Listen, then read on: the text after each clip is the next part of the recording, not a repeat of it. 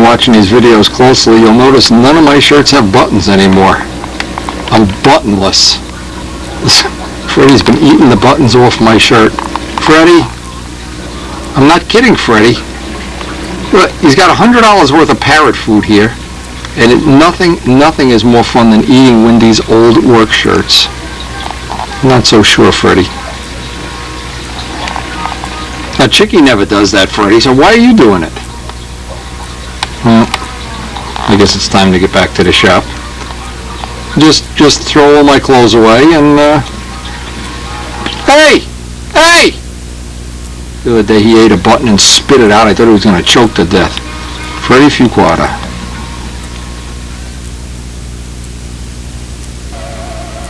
Now we're back in the shop and we're ready to install that wing and do the take apart. I think what we're going to try to concentrate on this video is the take apart features, or at least the ones that involve the wing and getting the wing lined up with the fuselage.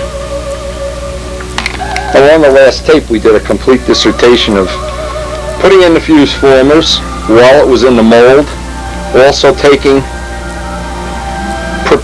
the center line and making the template for the half a wing cutout that we're going to need. That's going to be one of our next steps. What we're going to do is take care of the day's mail, do all our other peripheral things that we have to do around here. Because when I do a job like this, I like to have complete dedication. I'd like, number one, the phone not to be ringing off the hook, the bird attacking me, something else distracting me. And also, a day like today where everything needs to line up and be as accurate as possible. I don't want to be in a rush. I don't want to be thinking, geez, I got to go to the movies tonight, or got to mow the grass or something. I want to completely dedicate myself to this. This is one of the functions that's going to make or break this aircraft. And I really feel like one of the reasons this airplane flies as well as it does. Number one, of course, Dave Downey has an excellent design, and that's a total credit to his technology and all the work at Boeing that went into it. But number two, all the good technology in the world is of little value if the plane's put together crooked, twisted, or in some way it's going to be a handicap. Now the nice thing about making a take-apart plane, an airplane this big, it's easier simply to work on it. And in the case if we ever have to store it, I mean, the Spitfire bedroom is getting pretty crowded. We're going to have to make a B-25 bedroom pretty soon, or a bomber bedroom or something. But what would happen in the worst of all worlds, with a few screws and maybe a half an hour, we could break this down into 16 or 18 pieces, wrap it up in bubble wrap, and put it away like a Christmas present. Also, it allows us little trim things, like getting in at the push rod, various little things that when you're flight trimming a plane, you want to do little things that oil a belt crank, say, or whatever. And it's just proven to be, and I've built nothing but take-apart planes for, geez, I don't know how many years, since when? Since the first Miss Ashley, and that's proven to be one of the significant upgrades in my modeling. And what I've tried to do is hopefully pass some of that information on, because an awful lot of people that subscribe to the videos, what they really want to know more than anything else, aside from things like finishing and putting things together and different engineering type of things that I've managed to learn from other people, what they really want is to see how to make a plane that's a take-apart plane, or one that just the flaps come off, or the tail comes off, or any of those little things that just upgrade a plane from a one-piece airplane to a take-apart plane. And in my case, even in a Typhoon, that's proven to be a very, very valuable tool when we were trimming it out, or in the event of an accident, a crash, that you can take the tail and replace it, or the wing and replace it, or you really have a lot of choices. If you just don't want to build a whole new plane, you just want to build a new fuselage, or you want to make a new tail, or it gives you a lot of choices. And that's why I try to engineer up the planes that as many parts come apart reasonably, or in this case the wing, the tail, this would all be a replaceable unit. Especially with Mike Costello making a replica model of it, that we could possibly, really, if we wanted to, maybe switch bodies or so. I don't know. I'd like to switch bodies with an 18-year-old, you know, an athlete. Anyway, beside that, let's roll up our sleeves, let's go get some coffee, and let's hope this session's going to work out, that we can get that wing into the fuselage as accurately as possible. The thing I never want to do is start a day like today. I've tried this already. Start it late at night, or when I'm tired or frustrated or aggravated. What I like to do is start while I have plenty of energy, because it's a very intense thing to get this the way I want it. If you can find a helper, if Les happens to be available today, that'll be nice, but I've kind of geared everything in my life that I can do everything as a one-man, like a one-horse band, one-man band. Taken great pains, and I've spent a couple hours getting this, that this is a absolute perfect fit, and that it fits not at the root, it fits, in this case it's a 4-inch wide body, 2 inches off center of the wing. And this is going to be, we've allowed for the former and for the amount of setback we're going to need. This is the beginning of the former that will attach to the ring, and then the amount of sweep that goes into the ring, and it just randomly comes out to be all 1/8 inch. But that gets us a nice alignment. We've used this tape with the take apart little strips, like a striping tape, to get a center line on both sides accurately. The first step on this that I want to do is I want to get exactly the position that these sides are going to rest in. And what I did, I took some of the silver paint off the front so I can get the center line. I also want to find out the exact middle. Of course, in the back I can see it very easy, and then I can reference off and make sure I have the fuselage sides as straight as possible. Now I marked out exactly where the fuselage is going to be with some dots, connected the dots with tape, and I'm just going to double check. I'm working right off the center line where you can see the wing has been joined. Back here I can pick up the joint. Now that's going to give me the area that I need to address to get the wing to lay down. It's going to be right on the inside of those tape marks. Last tape we made this up, and very carefully, I had copied this from the B-25 plans and then carefully fit it, because Dave Downey had a way with the Boeing computer of figuring where 2 inches further out would be and getting us an accurate line. And this goes center line to center line. This is actually going to go on the inside. So I'm just checking that I don't have a gap somewhere here. That's where that's going to sit. So now the next part of this whole thing is going to be to cut out in the fuselage this half of the wing and then make the angle in the back. The angle is, the reason for having an angle is 2 reasons. I want to be able to get in and hook the push rod on with a wheel collar, so I need to have a little bit of angle back, and that'll allow me to get in there. It'll make for just one less hatch. Otherwise I have to have a hatch behind here. I'm trying to minimize the amount of hatches and the size of them. That's the next thing. That would be an improvement over the B-25, is just have a few less hatches. But anyway, then we'll cut these out, and then we should be able to, in theory, just do a test fit, drop this down. Now, I didn't know if Les was going to make it today. He said he's coming by to work on his project, so we're going to try to gear this up so we can be off the table. He's going to be using the table to make flaps today, and I can be probably doing this on, well, we're just going to see how it works out. The masking tape is only there to just protect the fuselage in case we ding it up. But again, I want to always check, and check that I'm right on the center line up here. And I can scuff some of this paint up with maybe some 220, because we're going to be doing some work in here and I want the glue to get a better bite. Now, you might be thinking, and one of the questions people ask is, does glue stick to silver paint? Well, picture if you have 16th wood, which is what this is, and it's just balsa wood and you glue to it. Well, how strong can it be? Once balsa wood has a silk span finish like this, and this in fact is glass too, well now you've got a real surface to stick to, but you need to get that bond like we talked about on the last video with teeth. and a little scuffing will just give it the tooth that you need. Well, I've transposed out the center lines for alignment. In the back we use the middle of the horn.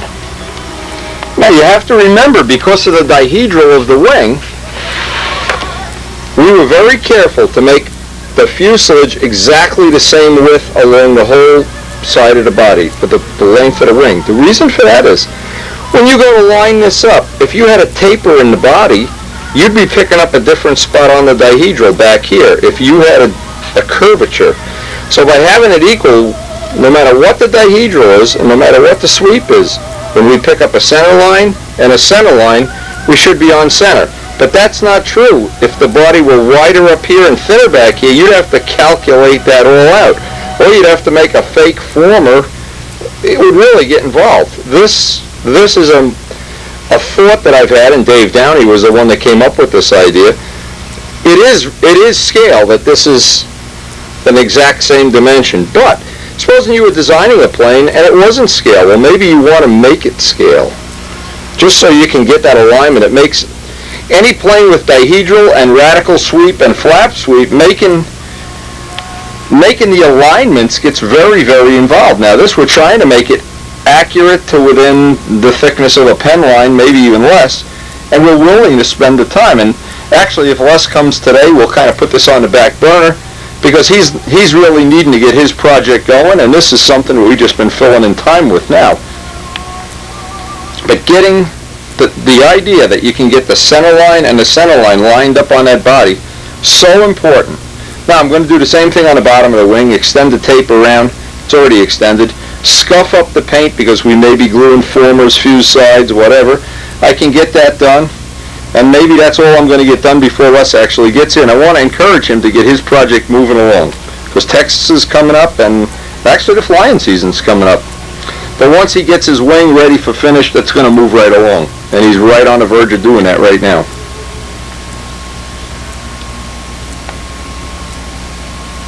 Of course, the next part of it would be, we may not get to this today, I'm not sure, is to get these exact cutouts. We know this is the exact shape of the wing, and we know we'll be able to use that when we make the bottom. So there was a lot of good thought went into keeping a fuselage a constant, and that's really very handy when you have dihedral, when you have radical sweep. That just makes the alignment a little easier. Not that anything on these planes ever gets easy, but you hope you can make it as easy as possible. And in essence, it really is scale anyway. It isn't like we've traded away something that isn't scale. The real plane is scale till maybe a third of the way back to the tail. And that made that one of the features that'll make this, in my case, an attractive plane for doing a semi-scale.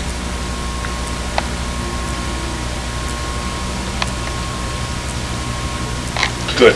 This is all the half-A stuff? Well, I got line connectors in here for big lines too. Oh, okay. So basically, we have everything to fly to half-A now, huh? Except the fuel. The only thing you need is the fuel. Yeah, well, that's easy. We got to tie off the lines. Cut and drill the horn clips here. Now that should give us the recip on the other side. Now you may think there's still railings down in Alabama or wherever. They're all gone. Every single railing is gone. Les has them all up here with little weights, these little iron ballasters. That was a great idea that's on head. Really, they work. Hey, laugh all the way to the iron railing factory here. Yeah. It works. Anyway, he's laying out his flaps. Working on that, I'm going to trace this part out, trace out my two sides, and maybe cut that piece out, and that's about all I can do until I have the main table again. That'll be the one thing we can work on that. Now while Les is busy making his flap, we will try to get this piece laid out and cut out. We really spent a lot of time trying to get it accurate.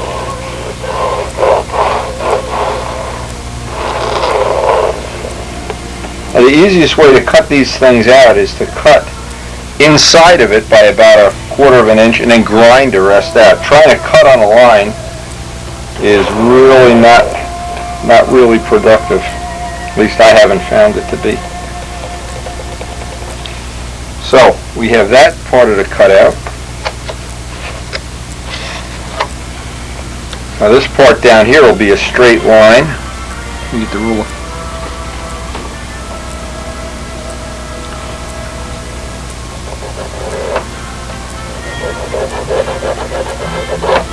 Now we have to account for that angle in the back. I need to figure out exactly how much of an angle I want to have that on. A few degrees. Actually, if I can get enough of it, I'll be able to get in and get the wheel collar on, so that'll be nice. Now I'm assuming that's going to give me enough of an angle. Just picturing the Allen wrench going in this way, tightening the wheel collar, hooking up the push rod. Now I'll just have to flip this over, transpose it onto the other side, using all the center lines and making sure that this wing is not going to go in. Okay, now both sides are where we assume they're going to wind up. We're certainly going to find out very, very soon. In fact, we can always do this, is just make sure we're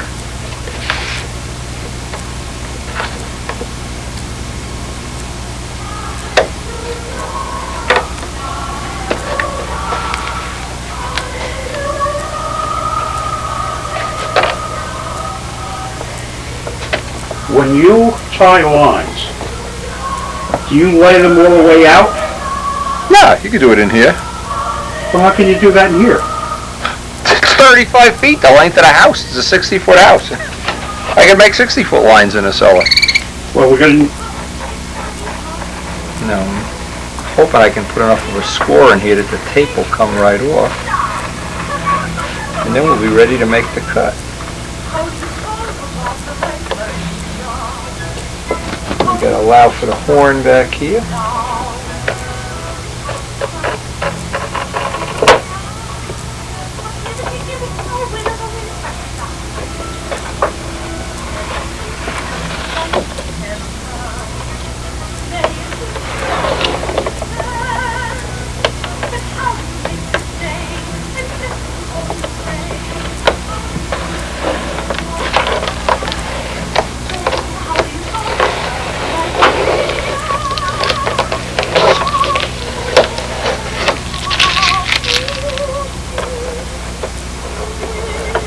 Once we remove this material, we'll be pretty much ready to...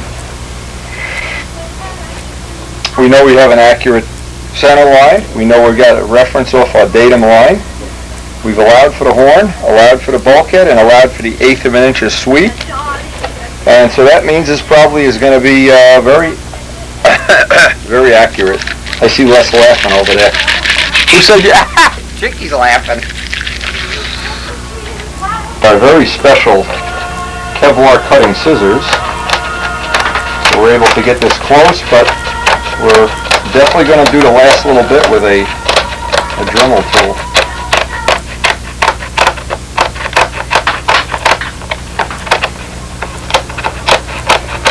You don't have to cut much carbon with ordinary scissors that don't have ceramic blades, and you'll find out they're gone. They're gone, and like drilling the carbon. Yeah, you get to drill one hole. Yeah, you're right. Well, I found that out the hard way. Anyway, John Gunn, the amazing John Gunn, gave us scissors years ago. We're still using them. They're great. And Midgley had given me these, well, I think they're ceramic. I'm not sure what they are, but they cut carbon very nice. It's short work of that. Now we're just going to grind it up over there as soon as we can get at the grinding table. I guess we could save these pieces for whatever. Not sure we can use them.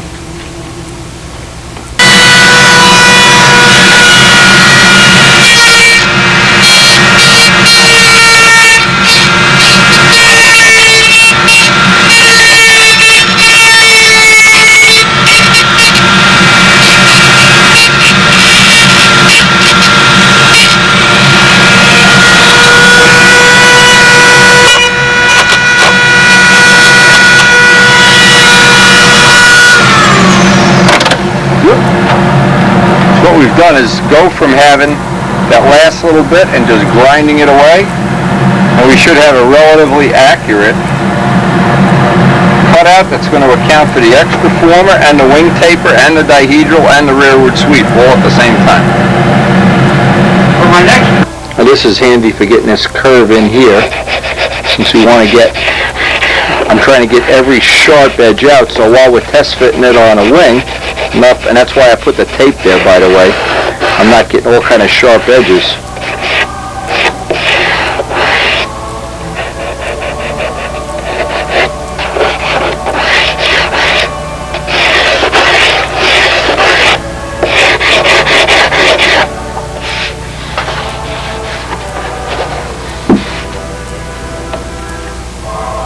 Up at the pass here, iron railing boy is getting his ribs in. That's right. That's starting to look nice. You know what? One of these days we're going to put enough of these weights on here, the table's just going to sink into the floor. I just keep thinking about the guys in Alabama that have these pieces missing out of their railing. Yeah, yeah. And Tom Moore is hiding every time. They still don't know where to look. God bless Tom. Well, hey, what a great idea. As long as nobody catches him. You're still with that. Okay. This is making an iron railing. We're doing a preliminary mock-up here of how that wing and tail is going to look. And the wing and fuselage joint You're not mocking anything. is about, I'm guessing that's as close as I could ever expect it on the first shot. We're right on the money there. Right on the money in the back. Very, very close. It's going to need a couple little higher low spots. Now eventually we're going to wind up putting a piece of 64th plywood for an edge on this, and that edge keeps it from being soft. And then none of it will stick out. It'll all stay inside. But that basically is the beginning of having the ring and fuse joint on. And I just can't imagine it fit that well. Well, we took a lot of time in laying it out. That's, Whitney, you've hit the nail on the head. It's the preparation. Yeah, it's a lot of preparation, and it looks like it paid. Now, I'd love to, just to show you what, this is the kind of fantasies we all do, at least I do anyway. Get out one of the cowls and start looking at what this is going to look like when it's all framed up. Anyway, now we got to make up the back former. The back former is the next piece that has to go in here. I got to figure out exactly how I want to do that, and so we'll flip it over and see if we can make up a pattern for it anyway. That I've been waiting for so long, and we have them all sitting here side by side, and maybe even Mike Costello's if he ever. Mike's too busy making money. He's just caught up in this I got to be rich thing. I don't suffer from that at all. I got to have more toys. Got two of these pieces that are just going to be more or less doublers, or in essence temporary pieces until we put the sides on. And I'm not sure how I want to get these exactly in place. Probably similar to that, but these are definitely going to just be in there on a temporary basis until everything lines up. In other words, I'll put the minimum amount of glue, a couple of drops here and there, just to hold everything. Then I need to make this back former and this little attachment piece. But once I get these pieces all in and I'm satisfied that all my center lines line up, then I can put permanent glue joints on everything. And in this case, we're referencing off center line going right through the horn, center line going right through the front of the wing, and it seems to be settling in there. So I'm thinking 2 or 3 drops of glue on everything just to hold everything in position. Then once I know the front is solid, then I can measure up and make the two form pretty much the equivalent of this in the back with 2 bolts holding it.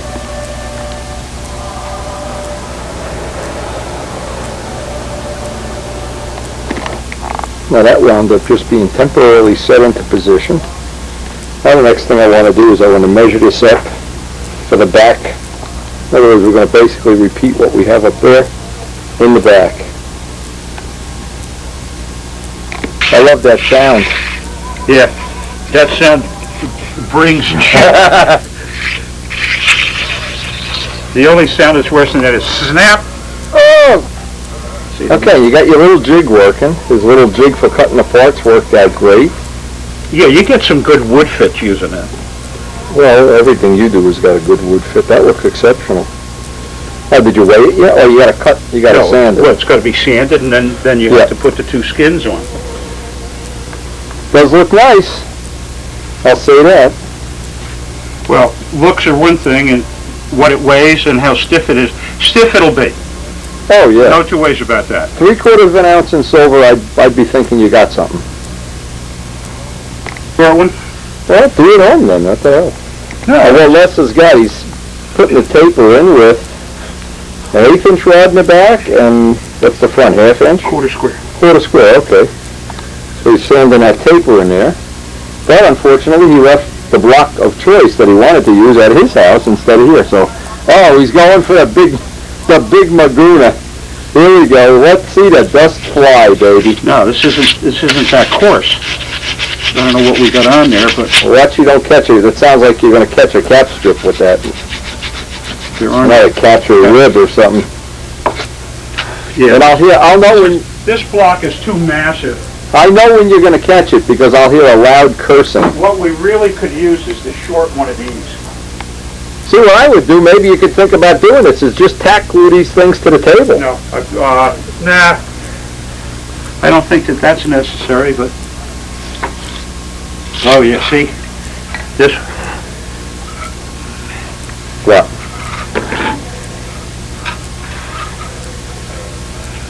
If you use the right grit, the job goes quickly. You see?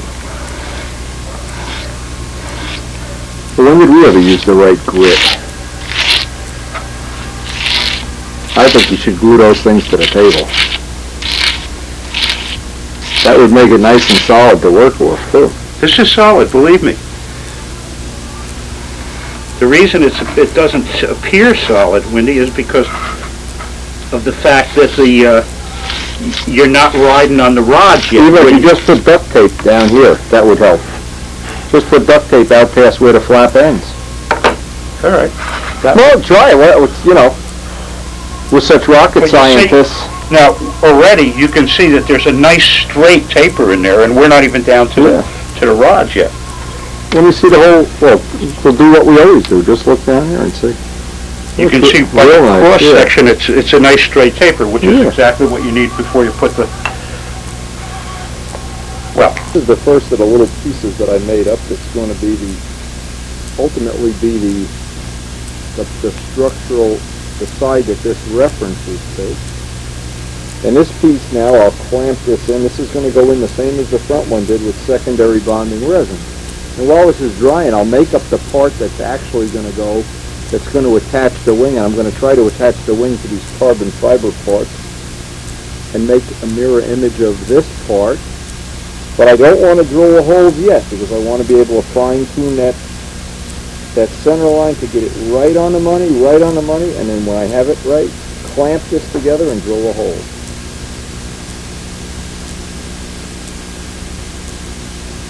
Again, the material of choice for this joint, any joint that's going to be going against the carbon fiber that's going to be holding things together, I want to have made with that secondary bonding resin number 273, and that's, boy, that made that front part, the nose wheel mount, and that front bulkhead, I think it's strong as iron. Then this part is going to have to dry before I do my final fitting and trimming and all the little fine-tuning I want to do before I actually make this side. And then that last thing will be just to connect the two dots with kind of what amounts to be a bottom fuse side. And then we'll be able to just take the wing in and out at our any room. I didn't have a clamp big enough, so put some masking tape, stretch and hold that in position. That's going to have to dry now. We're going to call it quits for the night because tomorrow I have to get an early start. We're going to try to do a little job that we've been putting off since I had my operation. That is doing some fancy tile work in our entryway. We have some Victorian tiles to lay in there, and Les is going to come down and try to finish his flaps while I'm doing the tile work. But it'd just be perfect to have this dry overnight. It's actually going to dry for another couple of days before I work on it. Then we'll come back and make the rest of this take-apart feature. Really starting to look like a plan, and boy, I get excited about it. This is when it gets exciting.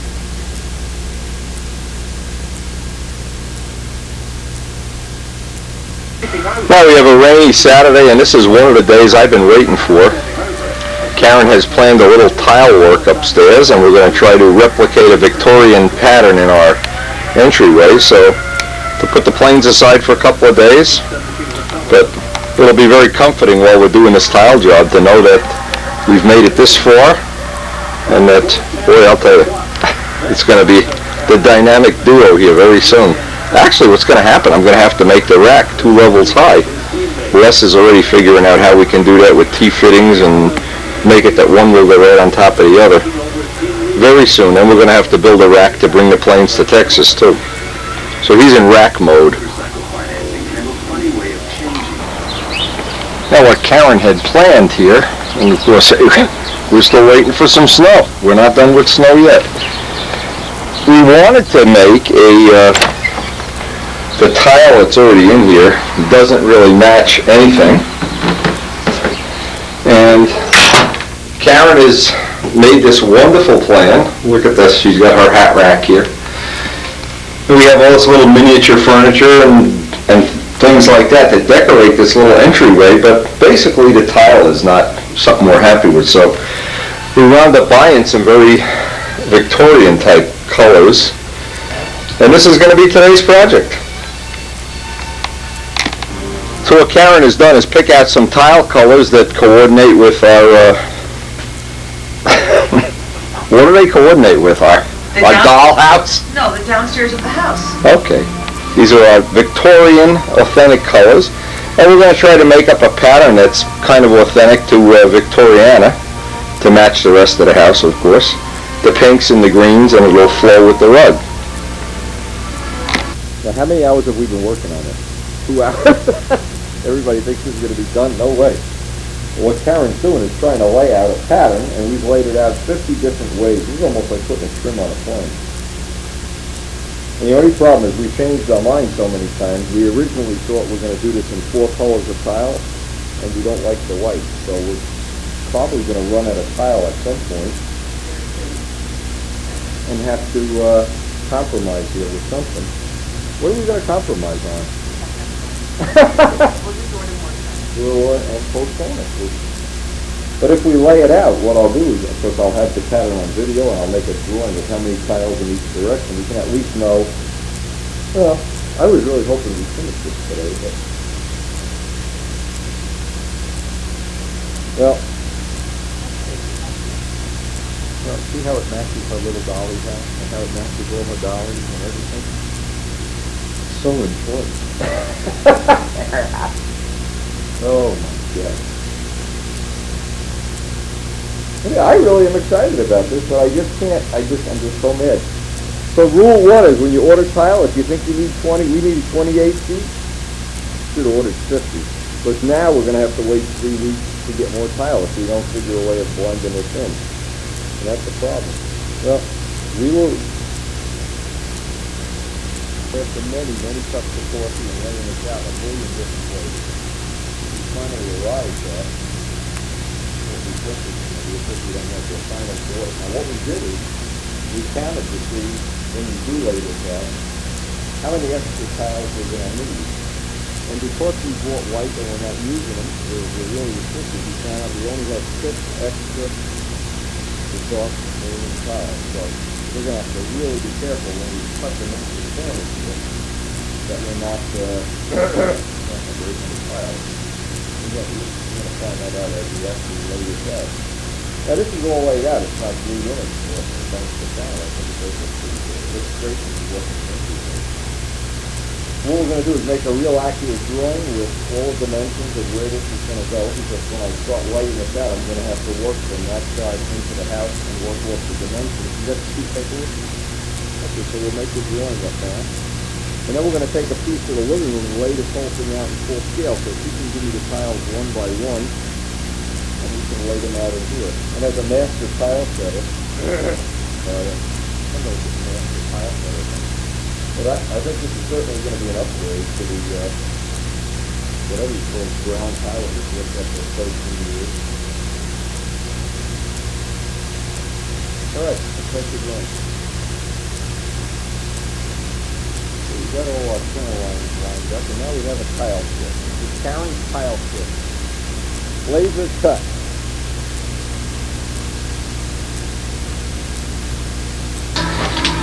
Karen has a great way of inspiring me to do work. I don't get fed until I finish this job. We're laying in the last of the tiles here now. I expect to have this done soon. So far she's happy with it, I'm happy with it. Guess that's a pretty good ratio. Just got to do all the cutting around the edges now. And not much left to do except the cleanup now. You can have your Nowski logo on Storm Club. And when you walk in through the engine, there's the entry gate. The Nowski logo, so appropriate. Well, you know, if I ever die and you remarry, you have to marry a guy with a U for first name. I can get the files up there. Today we got some great news from Bob Zambelli, and he's busy restoring the sweeper, and he sent some pictures that I'm just going to include on the video. It's part of his restoration project, and we hope to have it at our banquet and maybe even at Brodex, and maybe even get some flights on. He seems excited about flying there. I hope he's been doing his bodybuilding. Anyway, these pictures are from Bob, and I'm just going to go through them real quick. Originally, the motor that was in the plane that I had used, well, it was a long story. Bob Hunt had wanted it after the Nats was over. We swapped motors. He had one that had some damage to it. It was run out, and he didn't want to buy a new motor. And mine, I was pretty much done with the plane. I was going to build a new plane the next year, so we agreed to swap. And that motor, Bob tried to run it, and it was very damaged. And we knew that ahead of time. So he has gotten from his extensive, and I mean extensive, motor collection, he got another motor. And he said the plane was a little tail heavy. I said, well, you know, you just used the muffler that comes with the motor. That's probably 3 or 4 ounces. Well, he's working on getting a CG on it right now. I believe he's made a brand new tank. I know the tank that was in there was, we had tried to run it a few times before I retired the plane, and it was rusty. It had sat in a garage and then in George's cellar, and to be honest, most people don't get 25 years out of a they don't get 25 years out of anything. But anyway, he's got a new motor. It's all set up with the Stun hardware. I see he's got a Max needle and everything in there. Boy, the pictures bring back a lot of memories. Flipping this guy over, this was much more powerful than a Super Tiger 60, the motor of its time. And, well, I'm not sure. It was powerful, believe me. And I think I even have somebody, I had 14-inch props and 15 inches that were cut down, and we were running this, trying to run it like a stunt motor, but it was just a complete powerhouse. It was like an RC, well, it was an RC motor, like a Hanno Pretna motor is of today. But I'm sure Bob has enough expertise in motors to figure out how to get this to run friendly.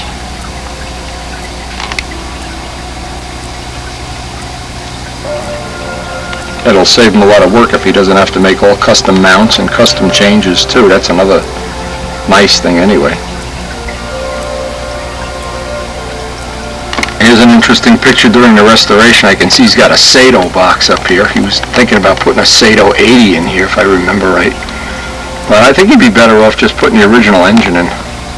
More nostalgic anyway. I mean, we're not going to go out and win the Nats with this or anything. It's just really going to be for hopefully a nice demonstration, maybe even at Brodex, or at some of the local contests. And it seems like as we get older and older and older, and we all certainly do, the position at the end of a contest is far less important than just putting on a good show and having a good time. And that's probably, in my estimation, that's why the Brodex contest is so impressive and so hard not to love it. He's got that part of it right.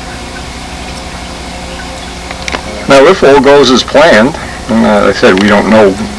You never really know what God's plan is. He's using this thing for a kitchen table, it looks like. But it will be very, very nostalgic for me to see this in the air again, especially if he can get it running right and make sure everything's safe, that the lead outs aren't rusted shut or whatever. To be honest, I don't even remember what kind of bell crank is in here.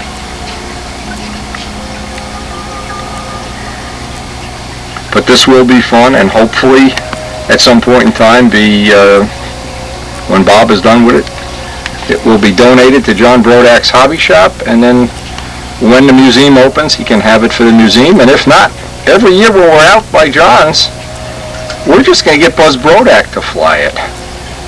Now that would be something. Anyway, this will be a showstopper like Danny's big flight streak, and like every big plane. Everybody's always entertained a lot by having a big plane, especially if it's something that has a history in the world of stunt. This plane was 17th at the 1980 Nats, and believe me, it was a thrill to fly in a wind. It was a thrill to fly in a calm. It was just a lot of fun. And I think part of that, the inspiration I have for these bombers, comes from the original sweeper. Anyway, just thought you'd like to see that update. That's the update on the how Bob's project is going, and we're going to be seeing more of it in the next week, maybe even at the club banquet, which is coming up.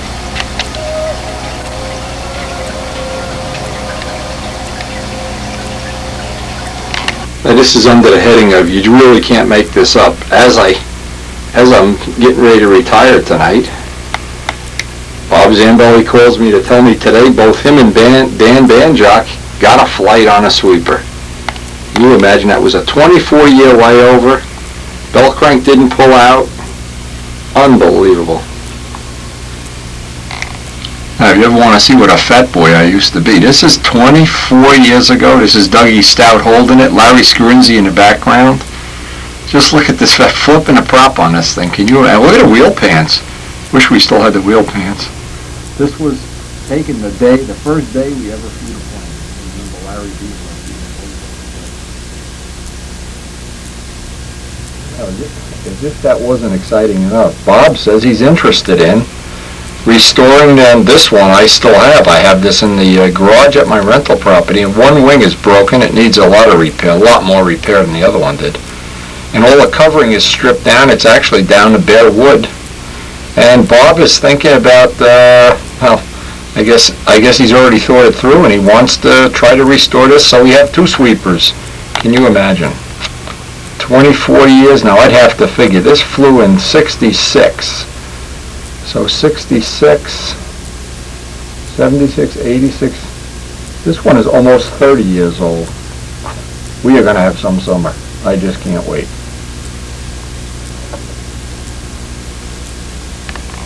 Now, one of the other photos, here we are. Look at this. There's Bob Hunt's Genesis up there. And that's a big Genesis. That's not the little one. It's like the sweeper's going to eat them for lunch. The best reason yet to go on a low-carb diet. Anyway, back to the bomber. So this morning, we know the sweeper is flying, the tile is tiling, the grout's drying. The first thing I did, after having a big cup of coffee, I found some of that orange thin striping tape because I want to get this accented. Now I've been referencing off the top of this line for my ink line, and of course the ink line goes through. I've accented it that way because I really want to line up the line itself. So there is a trick to doing this that I found that's really good, because before you put the back piece in, see, these pieces are just temporary. I could actually, even when I'm done with putting that fuselage, the bottom on, I could take these and maybe I don't even need them, you know. I don't know. We're going to find out, but I want to use that as a guide. But in the meantime, these are in temporarily. They're not in with a solid glue joint. They're just in with the slightest bit of glue, just to hold it. And if I need to make any tiny adjustments, even the thickness of a pen line, I can just slit this joint with a razor blade, get this exactly right on line, shim it, or however I want to get it, and just tack glue it back. So that I'll do the same, basically the same thing in the back against that bulkhead. Because ultimately I want to have the ability to line up all four of these center lines while this is in place. Now there's another way you can do this. And I mean, there's a million ways to do it. You can bolt the bulkheads in here and just glue this whole thing in permanently at one time while you get it all lined up. What I found when you do it that way, though, you tend to put a little stress in the fuselage because this is still kind of delicate and it's prone to twisting. Once we put the wing in here, you won't be able to twist that with a pipe wrench. So for right now, the way that for me works the best is to just get the front in temporarily, get the back in temporarily, then line up and double check. And you never can be too accurate. Get every one of these 4 points lined up. And when they are lined up, then I can put a permanent glue seam on it. I don't need to do it temporarily. So the thing I'm going to do right now is just repeat what I've done in the front, the same pretty much operation.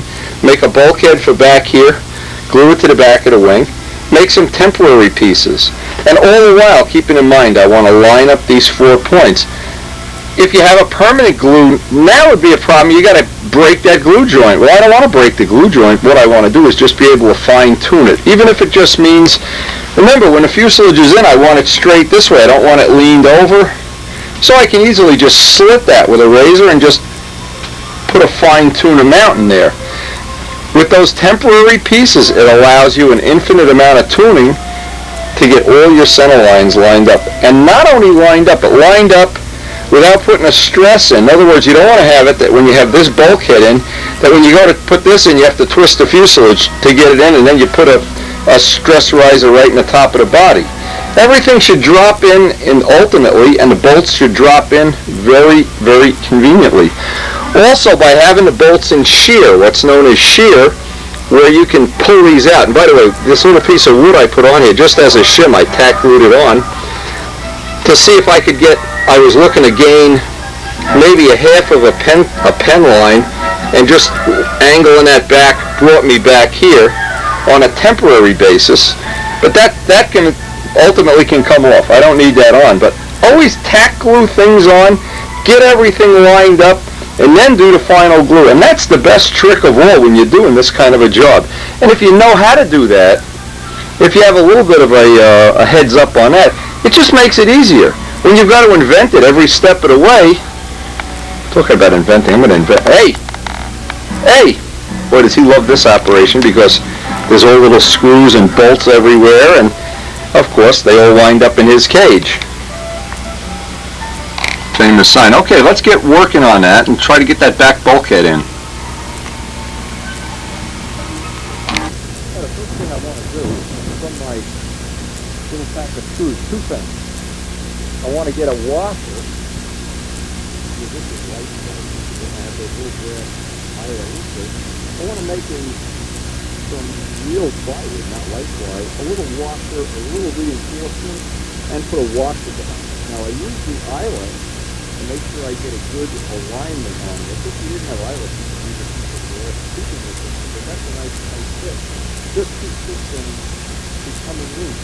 But it'll be really nice if I can get a little reinforcement of 8-inch plywood. I want to do that first because I want this to be locked up solid while I line up the back and of course I do the same with the back.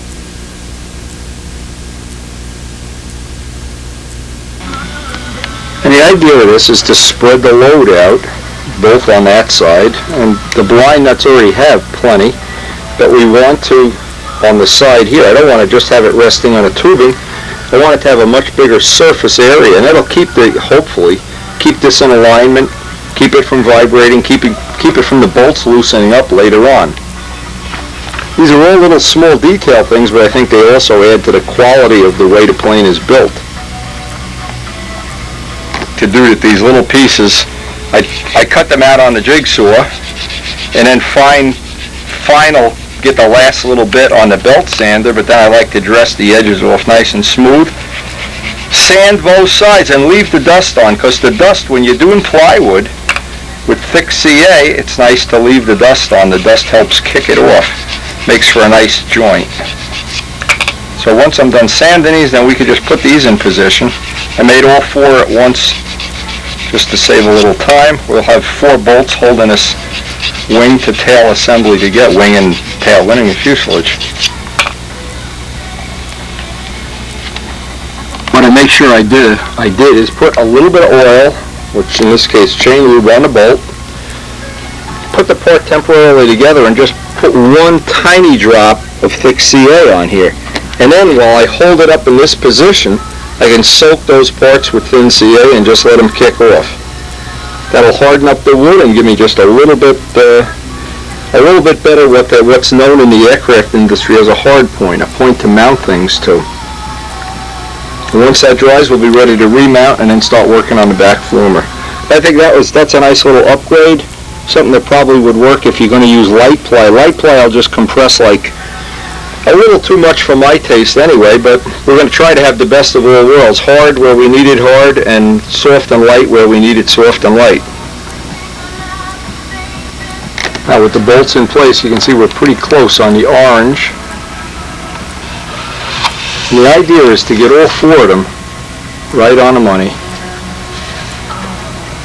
Same way I do all the formers, I make this is 16th bolts of pattern, get it to fit nice and tight, get all the angles the way I want them. It's easy to work with the balsa. Then trace the part out on plywood, on this case it's light ply. Now, the advantage of this is then I save this for my pattern. And once I cut this out, we'll be ready to line up the back of the wing. And this part of the job just is very time consuming, but you have infinite amount of adjustment here. And in the worst of all worlds, if you spotted two bolts and you had to move this so much that the bolt holes didn't line up, you could just drill 2 new bolt holes or 3 more. Or, you have a lot of choices here. It's a nice way to do it, to get that fine tuning in.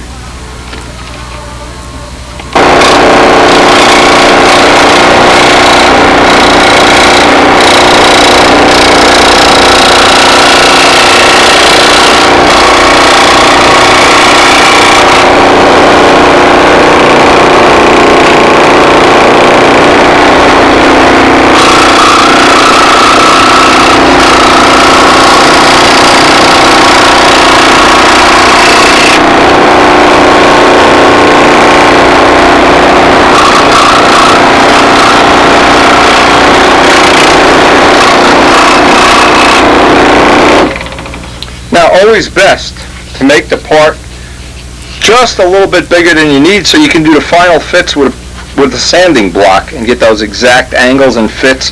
This is going to need an angle cut, and this side, an angle cut to butt up against the wing. These sides I want to get accurate so that the 1/8 inch sides will just glue right to the side here. And then I can, well, I have a cute little way to do this, but I'm going to put a clamp here until I get everything level. And when this is level in all the dimensions, clamp this and then drill the holes. Now I've got a little clearance for the horn. I have to put a little bit of an angle on this so that this fits over where the carbon fiber is. In fact, I'd like to tie it into the carbon fiber if possible. Got about 1/8 of an inch of clearance there.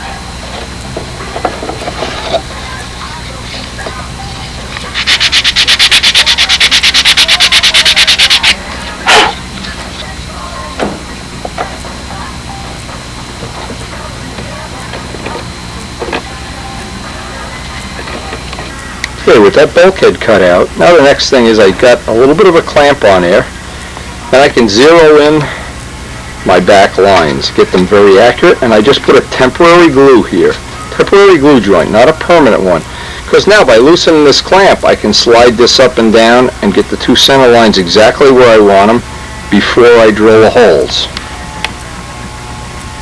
The good trick is I have a little shim on each side because I'd like the flaps, there aren't going to be any fillets, to be as close to the fuselage as possible. So I have it shimmed out 1/8 of an inch on both sides, and that gives me an alignment straight down the middle. Once I have that, then I can mark the formers. Now nothing is permanent, this is still all temporary. Now I'll go back, and again, before I drill any holes on anything, I'll reset, look at all my sides. Make sure I have all 4, and if I need to adjust them, let's say I need to adjust the front up and down, I can just slit that temporary joint with a brand new blade, slide this up and down, put another temporary joint on it. Once all the temporary joints are done, then I can pull it apart and make permanent joints. But it's not a good idea to make any of these joints permanent until you have them all in place and all 4 of your center lines are lined up, and that seems to be the key to getting this done efficiently and accurately. The thing that I have, and it's important when you're doing this, I have, well, if you have a plane without nacelles, you can't do this, you'd run up against the wing, folded towels, so that the fuselage is kind of free floating, and then I just fold the towel as many times as I have to kind of get it almost in place. So then all I need to do from that point in time is get that last little bit, move this clamp just a little bit up or down, Once everything in the back is there, and the next thing is going to be to drill the holes out, put the bolts in, and every step of the way, just keep checking that we haven't created a warp of any kind.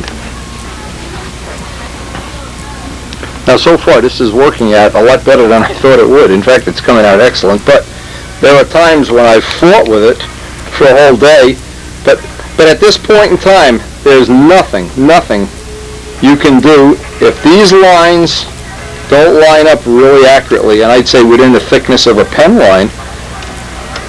That plane will probably be very, very difficult to fly, even more difficult to trim, and maybe not be enjoyable to fly, which is really a negative thing. That really hurts when it isn't fun to fly.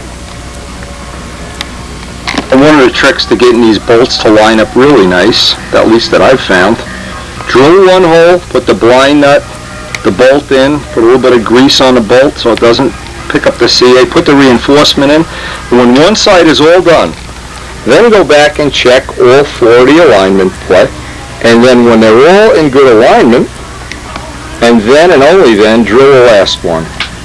And that really gives you a good chance at getting a nice alignment on the bolts, because boy, if this whole thing starts getting sloppy and not accurate, it's really a problem. Now with the one bolt in, nothing moved, everything stayed the same. Very easy, I can drill a hole in my finger right here.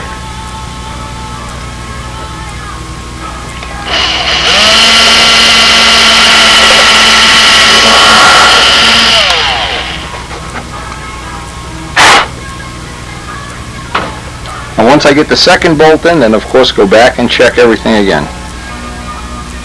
The next step, I'm going to have to set the clearance here, because I'm going to put that 64th piece of plywood in eventually, and you can see it's real tight up here. I'll never get a 64th plywood in there.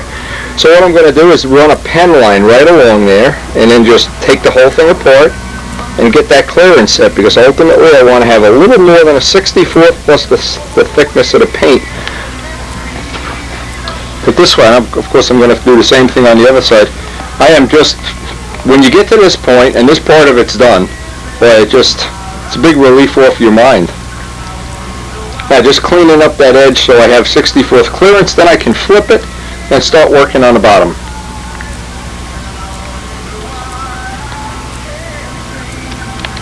Good, I have this line that's going to give me a 64th plus what I think is going to be about another 5/1000ths for finish. Again, we'll find out.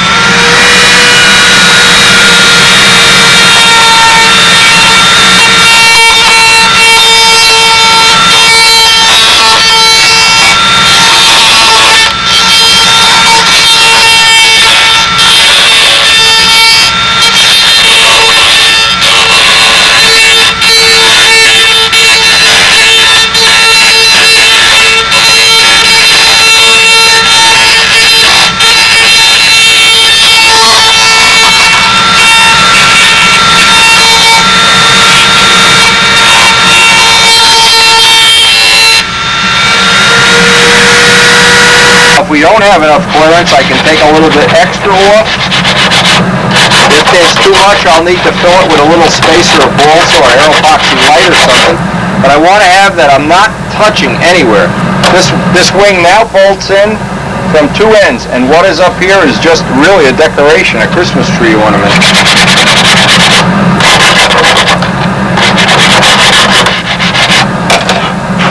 Notice that at every step when I work on this, I always put it back and make sure I haven't moved anything or twisted anything.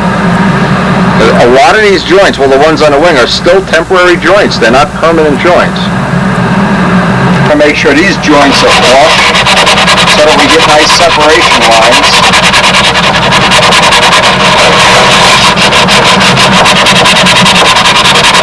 And now with that wing bolted in place, this becomes very, very rigid. It was very flexible before. That the wing is acting as a former. Up here, what I want to do is I'm going to cut this off, trim this piece here, because this piece is now going to be part of the bottom. And just as I did on a B-25, I want to have the separation line actually be my center line. And what that allows me to do is kind of disguise that line. You can see that little line there. And I put an ink line on top of it, right over the top. It kind of disguises the fact. In fact, a lot of people, when we were at the Nats even, a lot of people had no idea it was a take-apart plane. So we take a lot of pride in having those joints as nice as possible. Joint on a Typhoon is exactly the same. If you continue it up as an ink line, what happens is it ultimately disguises your eye and it starts to look like just one of the panel lines on the plane. And we really spent a lot of time. You don't see it on the tape. I took all the tape off, put the part back in, rechecked all the center lines, and because from this point on, I'm committed. Now the next step is going to be, I'm going to make up these out of 1/8 inch balsa. I'm going to look for some nice hard balsa, in fact. Try to get an accurate pattern for these so I can forward that to Mike. Build a bulkhead in here because we're going to have a way of pull testing the plane. And this will be a hatch. Ultimately, the bottom block will go on with a couple of screws or whatever. Not sure how we're going to do that yet, because I need to be able to get in at the screws. But if all goes as planned, I'll be able to have the whole nose solid except for a small hatch around the nose wheel, because I want to have a removable nose wheel. I'll be able to change the angle of attack and things at the nose wheel. So I'm kind of limiting myself to 2 hatches, one that may go to the back, or maybe a 3rd hatch that I have to get in right in there to get the wheel collar tightened down for the push rod. So as I plan this out, if I can work this out with 3 hatches, a forward one in the middle, or possibly 2 little ones. Again, that's the fun of doing this, is it just isn't as predictable or as easy as you think it's going to be right at the beginning. Start looking at all these hatches and you find out you got a plane that's got 100 Allen screws in it. But the next part is going to be to lay this out. I probably won't get to do that. We're running late already today. I want to put this aside. I want to really be fresh tomorrow morning when I come down to do that, because that is a critical part. Again, most of what we've done in the last week or so on this is critical stuff. It isn't cosmetic, like when you carve a wingtip, it's wrong, just looks terrible. This is stuff that if it doesn't look right, and we're starting to get that flavor of the A26, the big pointy nacelles, the big slender body at the back. When this has the wheels and the rudder and everything on, I think it's really going to be kind of cool. But right now, it's too late. I have other things to do, and I want to be fresh when I set this up, because this is going to be a part that's got to sit perfect. It's going to hold these 2 bulkheads in place, and then I can make really, really permanent joints all throughout the bottom. And I have then finished up a key critical part of that part of the construction. I'll be able to flip it over. You see, what I do each day is try to, at the end of a day, figure out what I'm going to do the next day. And then I need to make a little box like this on top, because I need a place to pull test the plane. With this fuselage, I don't want to be pull testing against 16th balsa or something, where the carbon that's on the top is very thin. So I'm going to have to build myself a little, kind of a reinforcement part that will allow me, and I did that on a B-25, and it worked. We've always been able to pull test that. So that should be our day tomorrow if all goes well.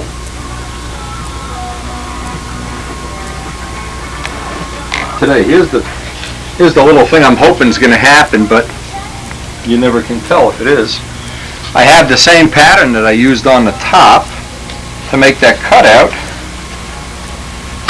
and it should be close, but of course it's no cigar. Now I need to make this out of 1/8 inch balsa. I need to go, so let me just plus this. How I'll do this is plus this,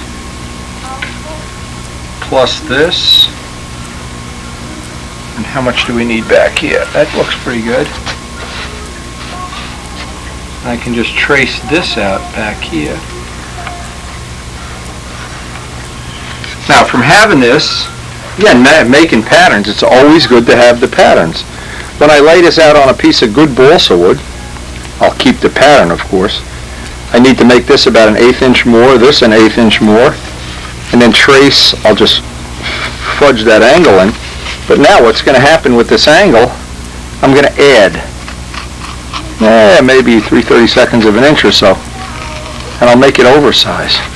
The reason for that is then I can carefully fit this in, because this is going to be a glue joint, and this is then going to make, once this is in place, everything in here can become a permanent glue seam. Now I don't want to make any glue seams permanent because at this point in time I want these in place, and then I want to recheck all my center lines before anything becomes permanent.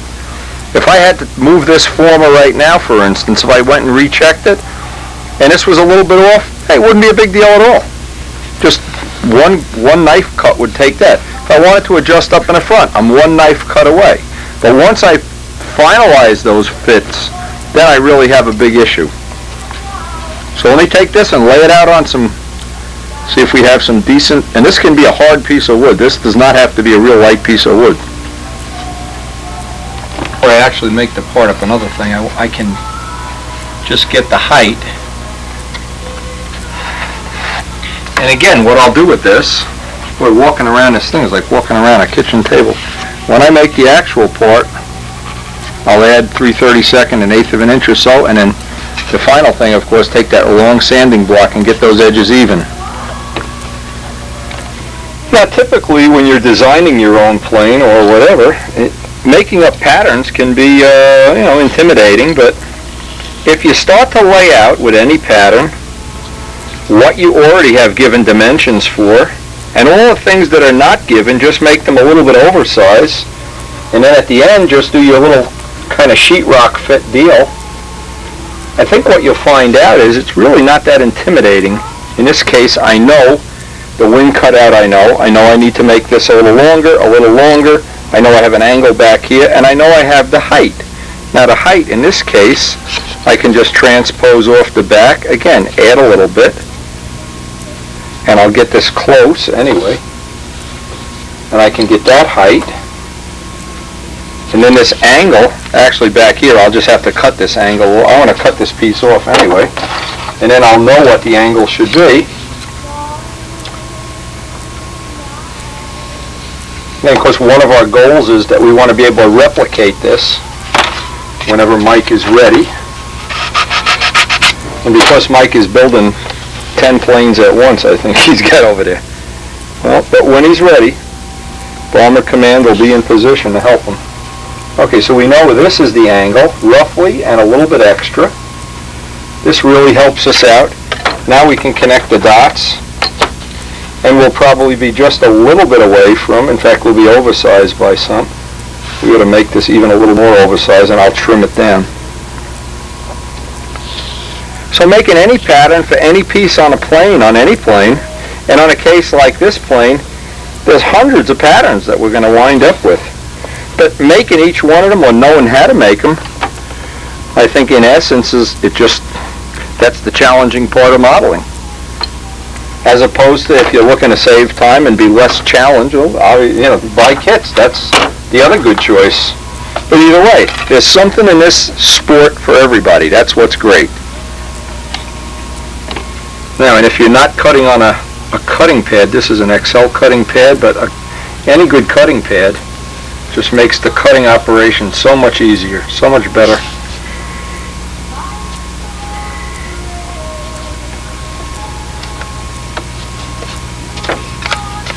Now it's even a good idea to save this because we know this is a good half wing. If we're ever gonna need this again, this will be handy to have. The rough piece, and we know it's oversized. And I can see we have to cut some off the front, just a tad off the front. We have a good fit on the inside, and that's nice. But now I can get the accurate. Let's see how accurate I can be here.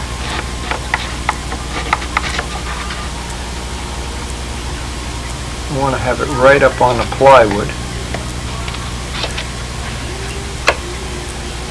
And if I just take this off with a sanding block little by little by little, I'll get what I hope will be a really, really nice fit. Now there's another issue to always think of. Whenever you have this whole thing bolted together and you're making parts like this, tack glue them. Number two, be sure not to get any glue in the bulkheads. If you're gluing something up here and that glue winds up and glues the two bulkheads together, if you're thinking that might happen to me, I'm kind of sloppy with glue, one of the ways to avoid it is put a piece of wax paper, Teflon, something in between there. Now because I'm a big shot and I think I'm a cool guy, I don't really have to do that. So if somewhere in the video you see this thing all glued together, you'll know. Anyway, it looks like but that is a good tip. That's something you probably would want to consider. Okay, now we know we have a pretty good choice. Once I trim this, we have a pretty good choice. Let's see if the other side is exactly the same. See, a lot of times you luck out and it's exactly the same. And a lot of times, like I said before, sometimes you don't luck out. It's within a pencil line. So we might be able to use this part. We can just make two of them and then hand fit each one in place, and we'll be ready to drop them in place. Now I tacked one side on, and of course I have the other part already made. This is just going to be tacked on.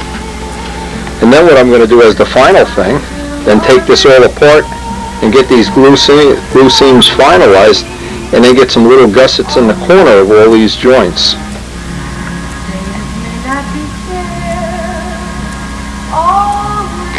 Okay, once this glue it's all tacked in, time to pull this apart, and then we can, I still need to make this little piece across here, because this is where we're going to pull test the plane from, and I want to have a place to really grab my fingers and to spread the load out. So I'm going to connect it, and also that'll support the bell crank and hopefully add a little extra strength. I don't think we'll need it, but add a little extra strength right to the middle of the wing.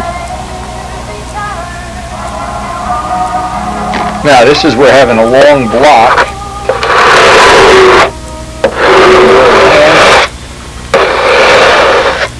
I just want to make sure I have this relatively light.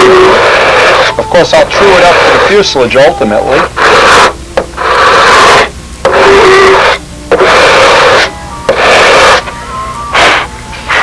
Now, because everything is tacked right now, it's going to be I think I'm going to make my triangle parts back here next.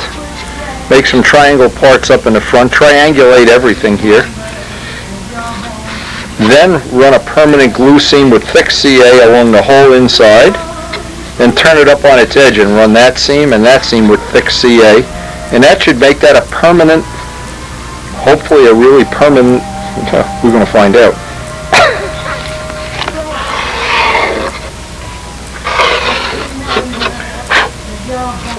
Believe it or not, the little triangles in the corners, which we're going to do next, really do make this, it really had a lot of integrity to it. And with the thin CA, now see where I can get it up on edge. Can get a bead down in here.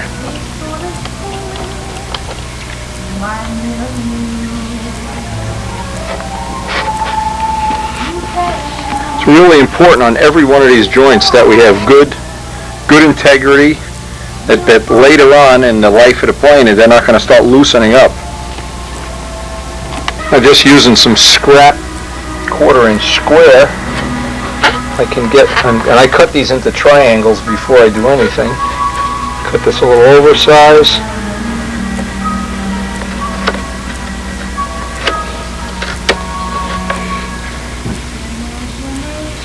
And I can basically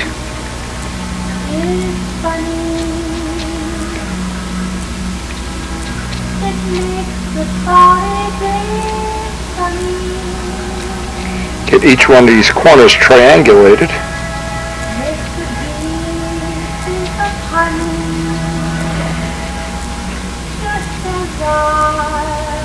Now, because we don't have a motor in this, we really could probably make this a little lighter than we are making it, but in this case I'm going for longevity.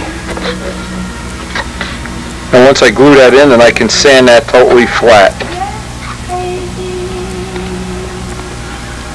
Easy way to get these triangle supports in is just put the glue on.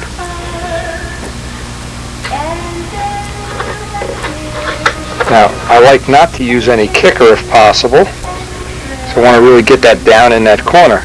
Then I'm going to take thin CA on this side and let it wick in. Thin CA up around this corner. I want that to be as strong, absolutely as strong as possible.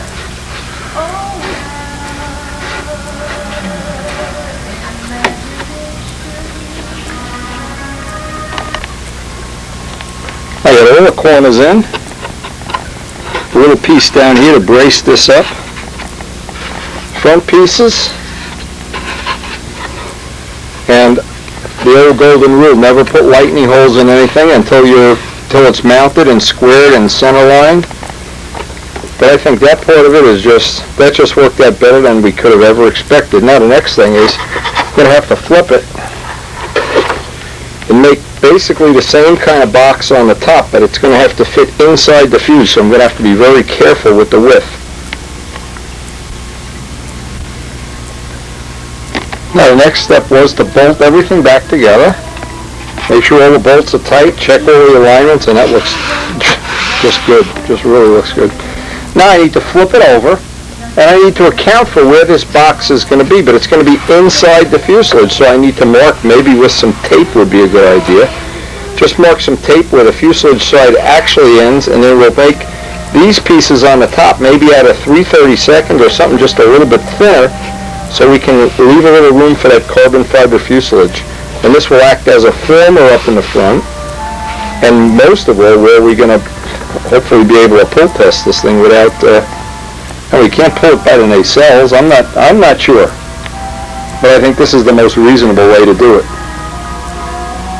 By laying a piece of tape out here, I know how thick this is. Now I'll take a micrometer and measure the thickness of this, and then I'll need to set in that fuselage, that little box piece, so this just comes right over the top of it.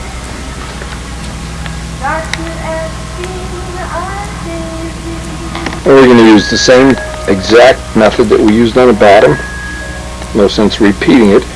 We're going to make up our patterns, allow the thickness of the carbon fiber, and build this box right across here, and butt it right up on here. But in this case, because the carbon is here, we're going to have to use 3/32 wood instead of an 1/8. That'll probably even leave me a little extra slop, so if I have to, I can fill this with little pieces of 64th or a 32nd, but the one scenario I don't want to have it bulging out if possible. So I'm going to leave myself even a little extra on this tape when I lay this out and build it up.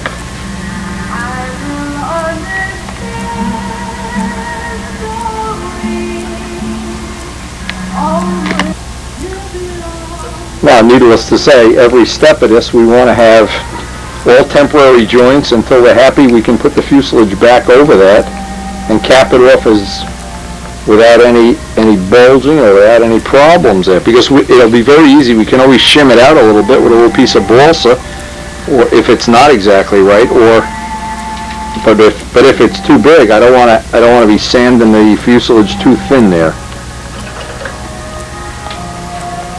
And the only thing left here, I'll tack in that piece, bell crank support, sand this down a little bit, put the corners in, and then go back and do another dry fit.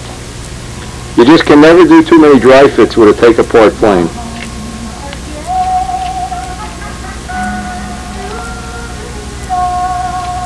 Rich's exhaust for his the manifolds. Now, how many times did you paint these? Tell me the truth. Twice. So he's bringing them over here so I can airbrush on the exhaust stains. Now what you do after you mount these, you put a little bit of that black in the back. So that'll really look slick. Oh, in the fuselage? Yeah, no, before you glue this on, just take the airbrush and go, bring it over here. And then we'll put the little edges on this. Do you know what I'm saying? Yeah. That'll look, especially on a Stuka there. So now you got, let's put under the light here so you can see the little exhaust stains, got the little, and the front one never gets stained. That's the thing I learned. Went down by the scale, but nobody misses that trick. I guess the judges look for that or something in scale. But they got a guy like me that knows about that. The front one is nice and clean. Now what I'm going to do is I'm going to use silver for the inside. Yeah. A primer. Yeah. Go down to Jimmy and get a spoonful of primer that dries flat and primer inside, and then just do the lip primer. So it's. Well, I got the Brodak primer too. That's white. Put a little black in it. Oh, okay. Turn it a little exactly. gray. Then it's the color. It's an ash color, like a gray ash color. Yeah, right. Beautiful. That'd be very realistic. Beautiful. And put that stain down the body. Now see, on this one, like I said, the exhaust stains will be coming out. Yeah, like but on the Stuka, you bring it over here and we'll put those exhausts. But buy the book. Go down to Richfield Hobbies and buy the book. And we'll get the stain exactly the way it is on a real plane. That'll be nice. So yeah, that's looking good, alright? That's going to be nice. Still working on getting all the fits for the take aparts, but how's the Stuka looking? Nice? You got a lot of yellow on it? I got a yellow nose and a yellow tail. Alright, yeah, it needs it just to make it stand out in a crowd. That's what you need. Yeah, it's coming along. You did a fine job. When you see it with the rudder on, the rudder makes the whole plane. The rudder is so big on this plane. Oh, higher than that even. When it's sitting in the pits, you'll make a big shadow. You're going to make it crazy. They're crazy already, and they're getting crazier by the minute. You're going to make them crazy. Hey, Brambelli's bringing the sweeper to the banquet Sunday. Oh, beautiful. Yeah, so we'll kick it around and maybe fly it in the parking lot or something, run the motor. Fly it in the parking Run the lot. motor inside or something. I don't know what we're going to do. The last thing we probably get to do today is cut the lightning holes in this. This worked out just about as well as I could expect, and this gives you the, I hope, a lot of things, of course, that this is going to be solid enough, it'll be light enough. It really does look like it's as good of an alignment as I could possibly expect right now. But the only thing left to do today is the lightning holes.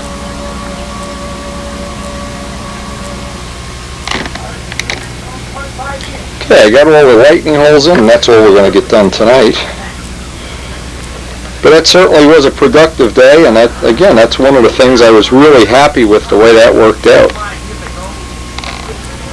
And I'm just hoping tomorrow we're going to have as productive of a day as we had today. Spend the last 4 or 5 minutes just looking at the handiwork, and now I need to figure out the next step on this, and I'll think about it tonight. What kind of little alignment fixture or jig or method I'm going to use to line up the tail. Lining up the tail is going to be the next job on this.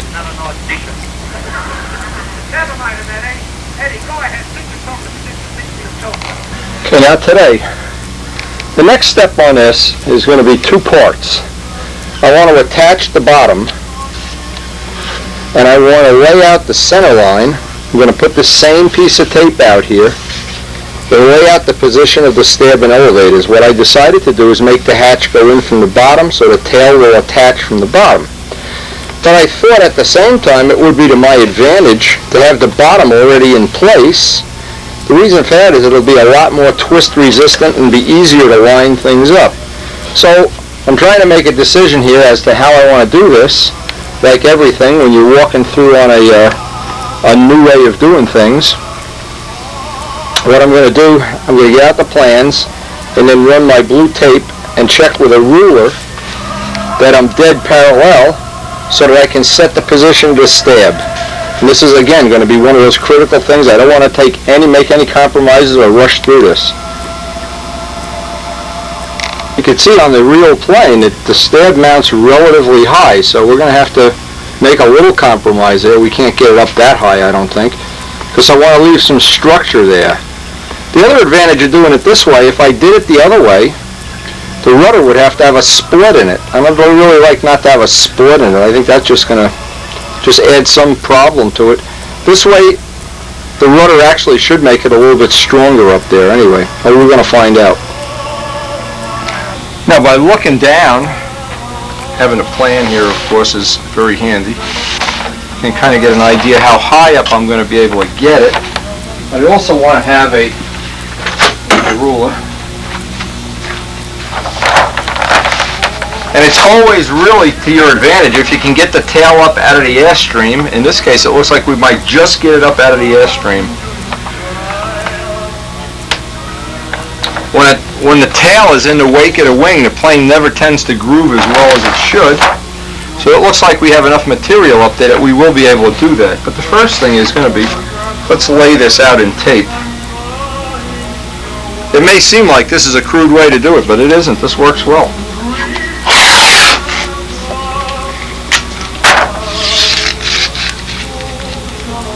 And of course we'll check everything with the ruler. Now all that does is lay out an area for me to work on.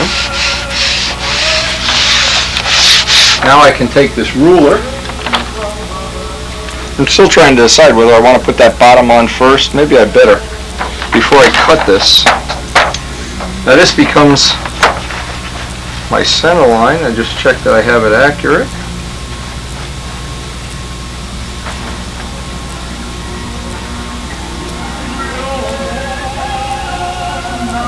And you want to have this down just a little bit.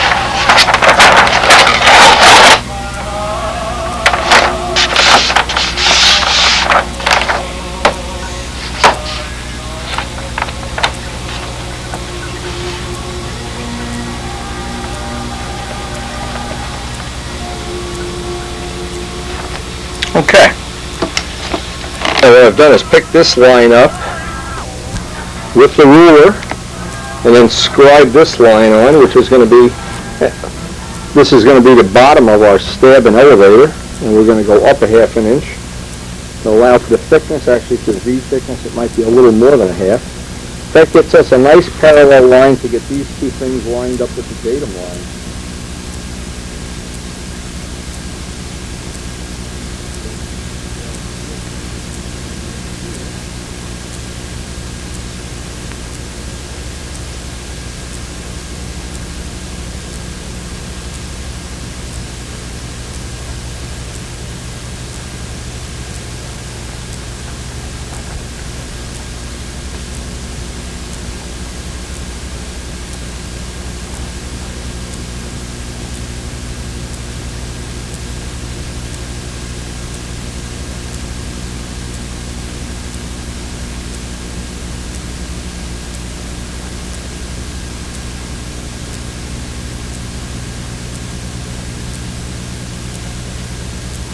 Now I have this part.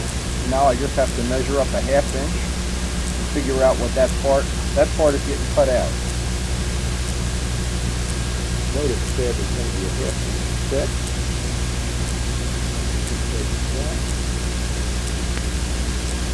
Give us a relatively accurate step here. And then that square.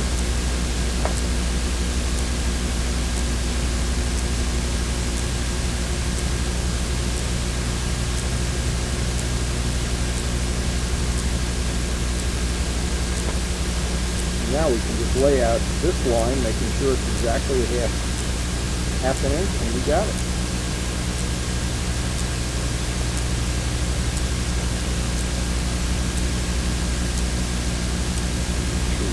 Wide enough.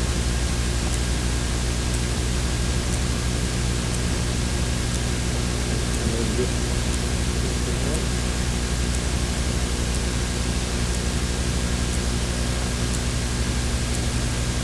now, this will be the piece that gets cut out. This will be a removable piece.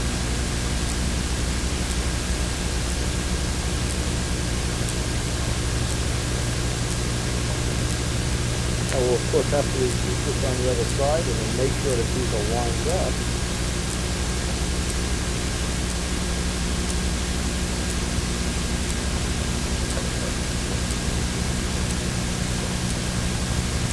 Okay, and that is now our stab cutout. And this will be the piece which will go up here, come back down, and the bottom piece is going to be a removable piece. Top piece will stay so that we can attach the letters to it. Shoot all the dimensions on the other side so we have both sides of it set up. And then make sure that they're both perfectly straight and not off to one side or another.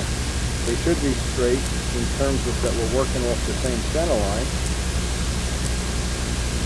And then the next step is we just cut that out. This is one of the steps right here. And we cut this piece to the tail. This is really one of the critical things that I don't want to compromise on. So what I did, I checked this from several different of these lines using my straight edge. These are really a very accurate rulers. And finally got to the point where I laid out and I have this section that's going to be removable. Now from looking at this, I'm trying to figure out what I want to do next. I think the easiest thing of all is to make this bulkhead with a light slide bulkhead, because this will hold this in place for the time that we're doing all this cutting and maneuvering, whatever. This will just strengthen it up. So the next step here is going to be to lay out that bulkhead and try to get it the whole length if I can. Make it an 8-inch light slide, put some lightning holes in it because the push rod has to go through it. And I'm still trying to decide whether I should put the bottom on this. That would make it very rigid, because then getting the tail aligned to the wing. When you align the tail to the wing, it can't be, especially with a detail, it's going to really look crazy. If it's not out all in one, if it's not in one plane this way or that way, I want to really have that nice and accurate. Make sure I'm making a pattern.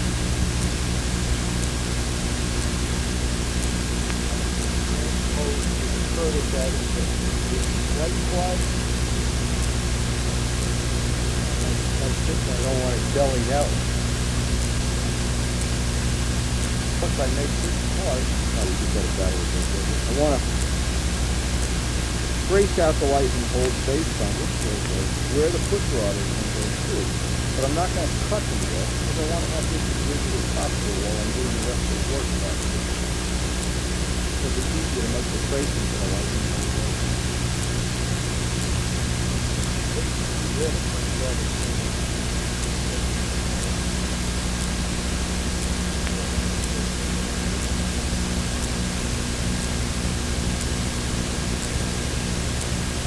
I think I'm going to do tracing again in the mind.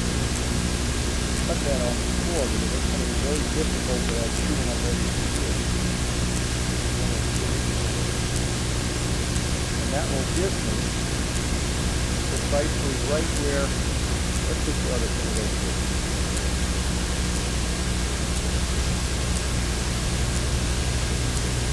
Now this rod to go through, and this is afraid I wasn't going to be able to get in there, so as I'm building it in my mind, and basically when I go to bed every night, I'm thinking about what the next little things you have to work around or whatever it does. So I realize this is going to be one of the issues with having that clearance to the push rod. Now it looks like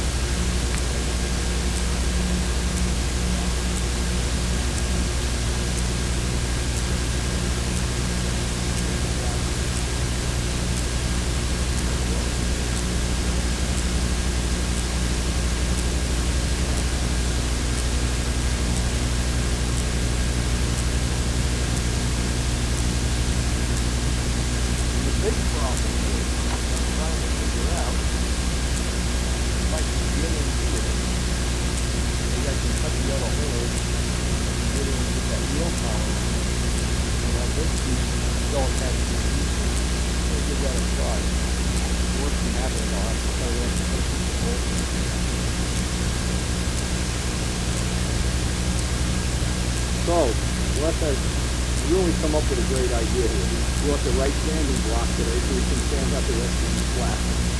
I am so impressed. So we've got a big jig going on here. While he's doing that, I'm going to glue the bottom on that little piece of the piece makeup. I'm going to tap the good makeup, try to show that.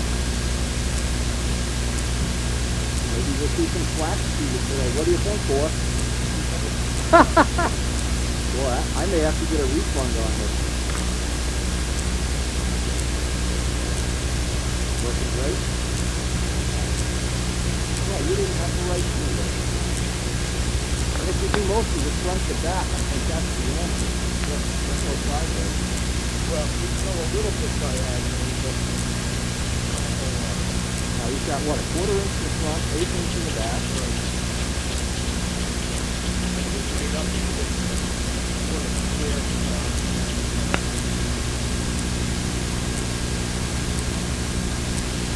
He's doing that. Now what I have to do is cut out the whole edge here and make the equivalent of an internal cap strip so that I can have a little lip coming up so I bring that part down. I just don't want to have an edge to an edge. I want to have like a tongue and groove here.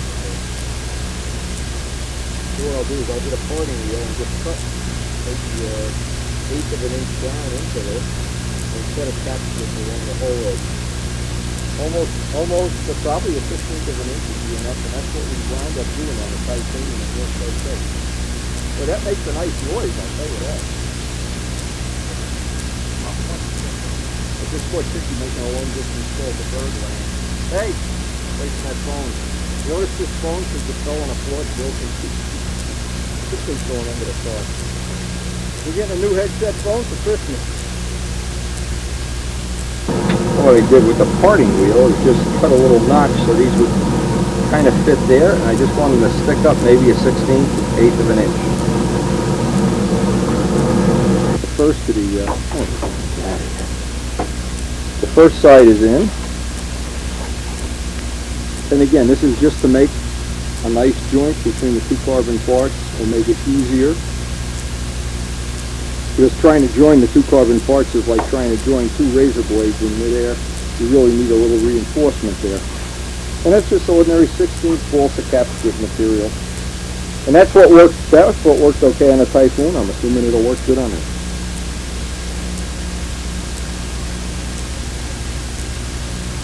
And see them hit the Russ has got his iron railing from so what should we call it? The Alabama iron railing. But he's not from Alabama. He's from...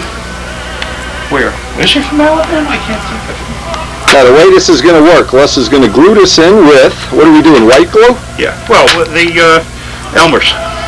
Elmer's glue.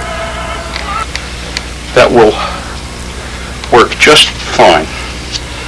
So we're going to apply glue to both. Now you're gonna start the second one while this one's drying. Oh yeah. Okay, so why don't you, just to make sense, move this up a foot? No, we can slide it later. Okay, and I'm saying then you'll have more. Or you could work on the end of the table here. Yeah, Just don't limit yourself. All I have to do is when this is laid up properly, peel the tape and slide the whole business. Okay, now you got your You got your first initial sand out and the taper is in there, the first taper. So once he glues this to this part, then he can sand the second taper in. And here we go with thin Elmer's. I love thin. 18 pounds this morning, baby. And my son lost 25 already. Is that right? 25. He was so happy when he called me. We're all on diets here. We're in like diet mode. Okay. Setting that up, I did the initial. Just rough this in, sand it in. Then what I'm going to do is hold this straight up and down and drop glue around the inside of the seam. Let that all work its way out, and then do a final sand out in that area. Les was pretty impressed with how stiff that is. Ooh, pretty nice. That really is incredible. Yep, that is. I'm impressed. Okay. All right. Now, Elmer's boy. you know what? Let's do the old. They showed us at the club years ago, Mike Speedolier. He had all these woodworking things. You know, he was a woodworker, I guess, by trade. And he would do these little demos where you couldn't even see the glue seam. And he'd always use alphatic. The whole plane was alphatic. Well, I was talking to Tom Morris out at Brodax last year. And Tom likes white glue too. He hates CA. I don't know why. Some people are Busso's allergic to it. Busso has a life-threatening attack when you open up CA. So what this does, it gets some water in the wood so that the glue doesn't pull the water out of the glue. The wood, right. Now, if you're doing this, you might want to use the thick Elmer's. You don't want to use the thin, no? You want to use the thin? So by the time we mixed one thing 50-50, and we left one thick. Well, we'll see when we get done which is effective.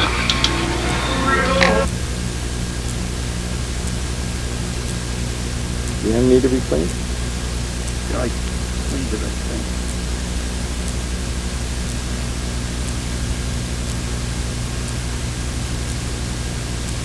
You get that roller that we got, that rubber roller, and just roll it. That'd spread it out nice.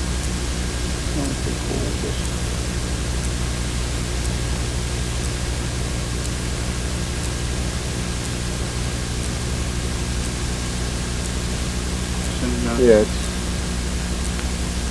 I remember Speed Alera showing that though many times, and that was a good tip. It's especially good, I understand, for center section sheeting, where you want, once you fit the piece, you want it to lie pretty and you really can't get in there conveniently with CA either. No, not at all.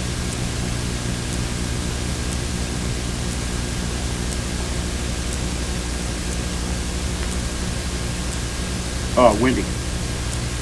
I'm very impressed. This is the way. You are the man. No, well, I'm not the man. This ain't done yet. You're a regular flapper. Well, it ain't done till it's flapped over. But that wetting the balsa, The only thing to remember when you wet balsa is you got to get it back to where it's flat, because that balsa now wants to turn into a banana with the side you made wet. Yep. So if you let this dry under some pressure now, or put it wherever you're going to do to dry, it should, in theory anyway, dry nice and solid. Now, we're going to find out, that's for sure. okay, and we also just found out Tent. Yeah. Well, you can go buy with Q-tips. Just sop it out. We got 7 million Q-tips thanks to Karen. Sop it out if you put too much. Don't try to economize on Q-tips, baby. About 2 hours of sanding, we finally got the joint just the way we want it. Now that's going to hopefully stiffen up that whole back when probably tomorrow or the next session. I'm going to cut the back out and make the tail mount. That'll be a big help. Then the last thing I'll do is make a little former for in here to make that more rigid. Make a little former in the back, and I'll have that section of the fuselage basically done.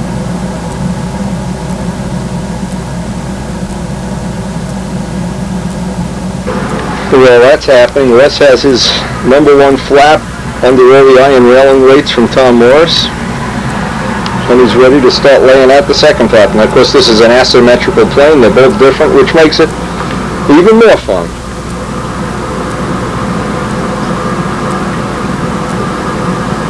Enough coffee. There's more coffee cups around here than iron railings from Alabama. Alright, let's see how this puppy worked out.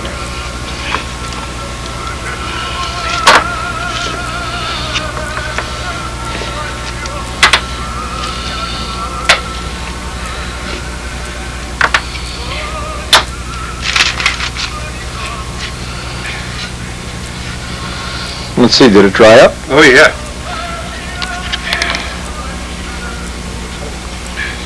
Some big areas where it's heavy, not quite dry. Put it but with the heat gun for 2 minutes. Yeah. But just for curiosity. Well, take the other skin and put it on there too. Here, just get an idea, because you're not going to take much off of that skin. No. Let's see if you're in the ballpark here or in the no ballpark. That should be about 15 now. No, it's heavier than that.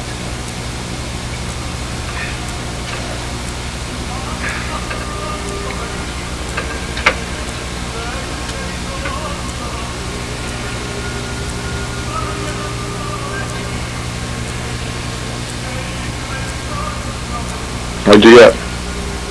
21.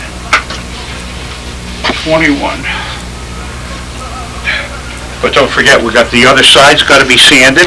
Alright, so we'll pick up some more of this fuselage tomorrow. Let's make some more flaps. It was good getting that bottom on, get that tail set in place. We got that all sorted out, hopefully. That'll be the next step on that tomorrow.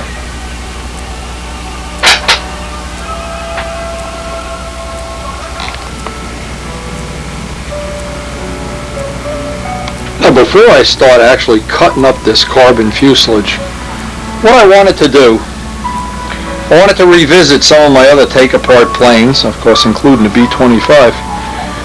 Here's what I'm looking for, is how tight these joints stayed over time after a season of flying. They all had this take-apart feature in the back, where you got in through the back with a screwdriver, in case, in fact, that's where that one went in. But the truth is, now what I want to do is I want to try to make this, that this piece is going to be solid, and that the rudder itself, and remember this is a gigantic rudder, is going to be part of that, and that the tail will go in from the bottom, and then I'll make a kind of a hatch thing. This piece here will be the removable piece, maybe going back. So that was my objective here, is to kind of, whenever you have done something in the past, kind of look at it and see. For instance, on some of the early models, I had just used an 1/8" tube here, and that got a little loose after time. I had to rebush it.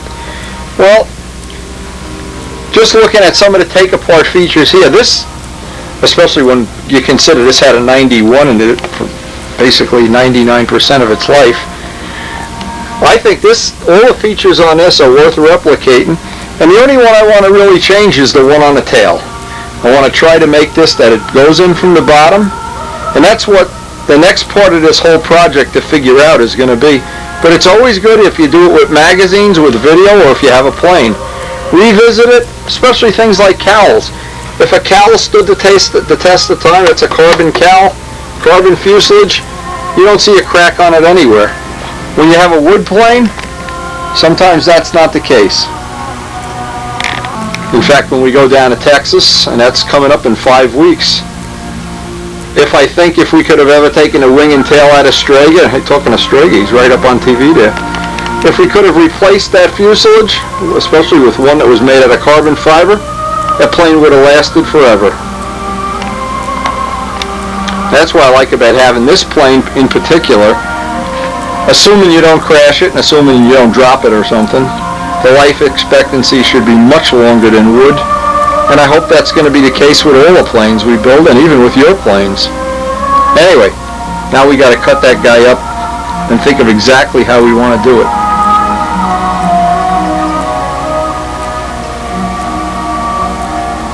The rudder is so big, and that's clearly one of the definitive features of the model. So to get the tail up into the area where the fuselage just starts to curve just before we set it, and then have this really big, really accentuated rudder. And what we're going to do is make the rudder, in fact, we're going to make it exactly scale.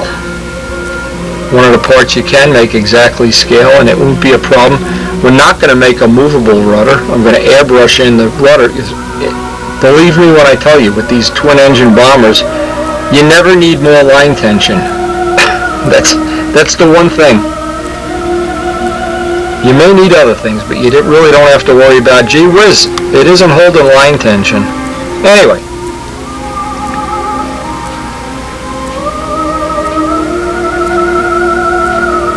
You know, because it's late and I don't have any real enough time to cut this back piece out, I thought one of the things I could do tonight, these little dots, well, you have these from time to time in various places, and I like to fill them in.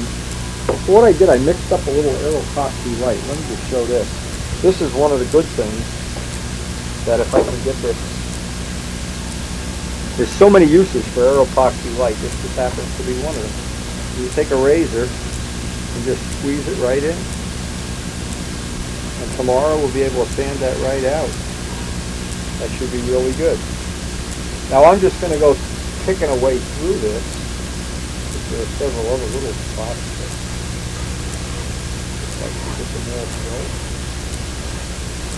Just like you would normally use Bondo, except it's about 1/3 the weight. And a lot stronger. Polyester resin is not as really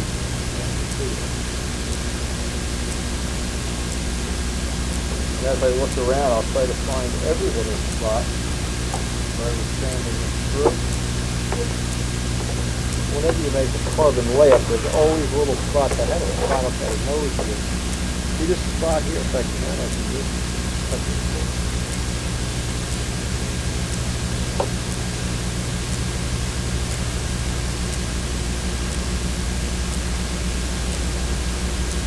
It'd be a good thing to do up here right now because I can start to fill this in. See where we're going to attach that nose in the next couple of days. Nice about this, just a sand like this.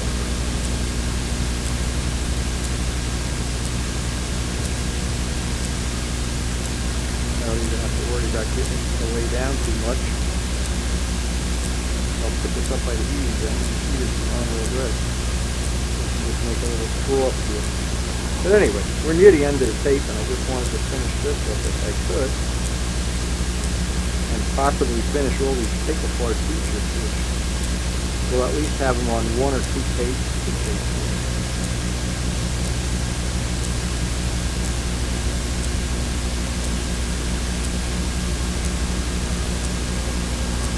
In the morning, we can sand that out. That's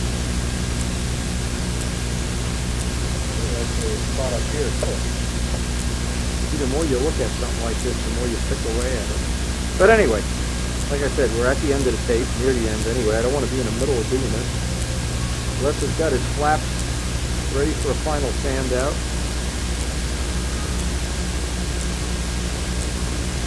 Now we're going to be starting to put the finish on Les's wing.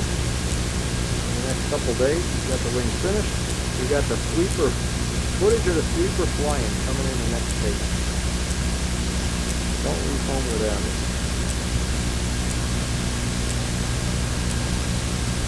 1,000 little uses for air epoxy light.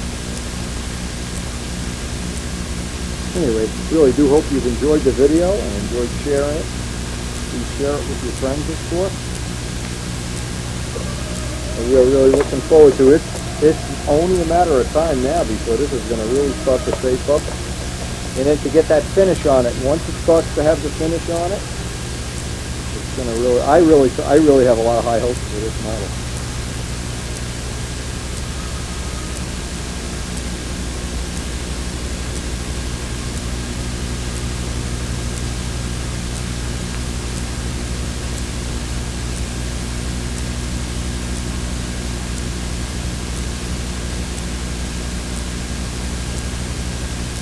It was only a few days ago we didn't have any really nice style on here, but everybody that's seen this seems to really like it.